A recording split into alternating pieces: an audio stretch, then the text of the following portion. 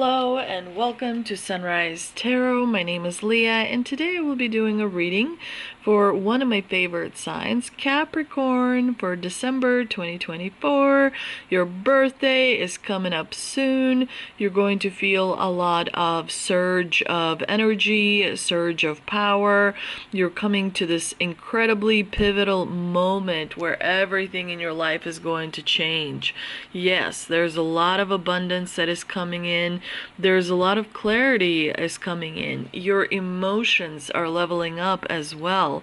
But do remember that this is a general reading, so there will be parts that may not resonate with you. Only take the parts that do and leave the rest for someone else. I've already meditated on the cards. I've already shuffled the cards, and this is the spread that I have for you today. In the past position, we have the Two of Pentacles clarified by the Star. In the obstacle position, we have the Four of Pentacles clarified by the Six of Cups. In the present position, we have the King of Cups clarified by the Knight of Swords. And in the future outcome position, you have the Seven of Wands clarified by the Five of Pentacles. So the Two of Pentacles in the past position definitely tells me that in the last maybe 2 or 3 years, you were juggling finances to cover all the bills. Some of you, a lot of you also had like several streams of income where money would be coming in, and still you had to be hustling. You still had to, have a busy schedule. You still had to answer to many different things and people in order to keep everything going, streamlined, if you will. And you were able to balance your decisions quite well with the Two of Pentacles here. You were able to really focus on your priorities and really kind of stay committed to the task at hand. And you also, as a result of that, took care of a lot of people around you. You have the Star card here in the clarifying position, which tells me that you brought a lot of hope to people around you. You brought a lot of healing to people around you because you are connected with the source in a very unusual, unique, but very strong and stable way. Because we see the woman here, 1 foot in the water, which symbolizes the source, and then 1 foot on the ground, which symbolizes her grounding. Sorry, I have to turn off the heater because I'm getting a little warm. And I'm back. Whew, I was getting a little hot. But the Star card also tells me that your clarity has increased because of all the activities that you've had in the last 3 years and all the hard work that you've put in, and also helping other people around you, giving a lot of times pretty selflessly, almost like, crossing into the saint territory. You expanded your consciousness. You still had enough strength to overcome all the obstacles that would come up in front of you, and you still continue to move forward, and you still continue to have faith, most importantly in yourself. So as a result, you're being rewarded in the month of December. That is really going to give you an incredible uplifting experience. Now, in the obstacle position, you do have the Four of Pentacles, which tells me that you may feel like you are... The Four of Pentacles in the obstacle position tells me that you may feel like you're holding on to a lot of things that you've accumulated for yourself pretty strongly. And, there may be some possessiveness that you feel towards something from the past, because the Six of Cups here represents, your past experiences, your past life as well. And so you may may feel like you're holding on to something from the past too strongly, and it's kind of trying to get you off the path. But the higher self of you is coming in strongly and overriding this possessiveness. It's almost like the higher self of you knows where you're going, and it knows how, much you're still going to achieve in this lifetime. So the higher self that is you is trying to help you navigate and let go of something that you're holding on from your past. It could be a specific situation, it could be a specific relationship, but there is something that you're holding on from the past that really means a lot to you. And you think that if you let it go, it's just gonna fall into the abyss. It's not. The past is always part of who you are, and so what it's going to do is transform into something new, because ultimately you can't let go of it's not necessarily about letting go, because it is part of you, right? It's just it transforms into a different feeling, a different experience going forward. So it's important to remember. But the thing is, when you hold on to something too tightly, it blocks your vibration, especially the heart vibration. The heart is the most powerful organ in your body, and it is the bridge between your earth self and between your higher self, the cosmic self, the self that lives on a higher astral plane. So it's important to remember that the heart always has to be open, and when the heart is blocked by holding on to something too tightly, it doesn't allow you to connect within you. So it's really important to have stronger faith, and faith does hold doubt. You can't have faith without doubt, because if you don't have doubt, then you have certainty. And if you have certainty, you don't really need faith. So it's okay to have that sort of doubting, that idea of doubt, because it only reinforces the fact that you are a true child of God. You are a true God particle. You are a true God in and of itself, right? Because we are all from the source, and so we all carry God with us. All of us together make up, the supreme being, if you will.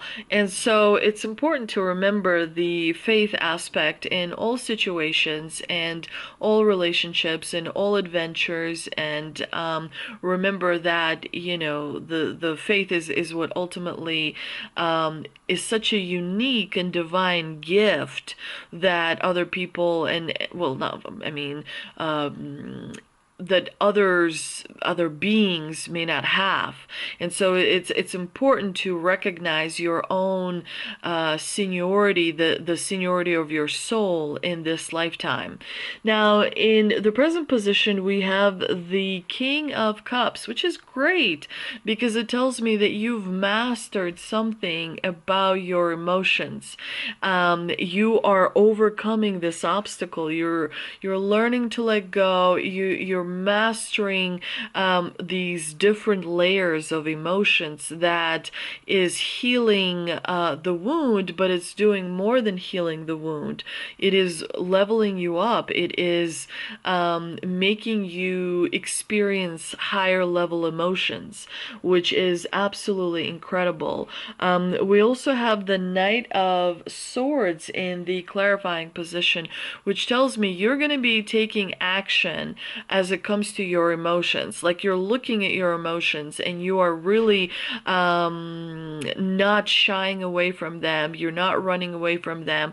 You're working and alchemizing your emotions in a whole new, deeper level, which allows you to really have an enriched experience of life, which allows you to maintain, that joy, that celebration vibration within your heart, that abundance, that love, and that discernment as well. It gives you more deeper patience, it gives you more deeper fulfillment. And so emotions have layers, and you're getting to the bottom layers. You've done incredible work with your emotions, and as a result, you are becoming more connected on the inside. With the Knight of Swords, however, make sure you are aware of impulsiveness, because the Knight of Swords, he likes to jump into action without really thinking and gallop away without that thoughtfulness and consideration, right?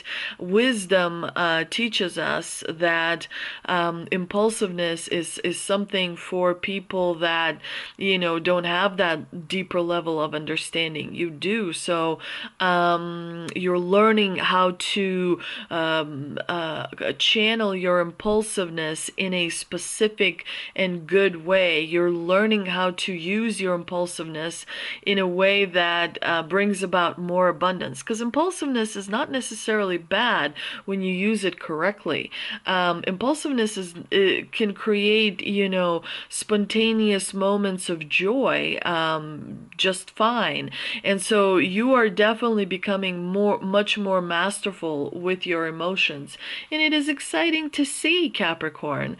Now, in the future outcome position, you have the Seven of Wands clarified by the Five of Pentacles, which tells me you're defending somebody's voice. You're defending somebody, maybe as a volunteer, as a maybe you're helping some nonprofit organization. Maybe you are donating money to charity, but you're speaking up for someone who doesn't have the voice. You're doing something in a very kind of selfless manner.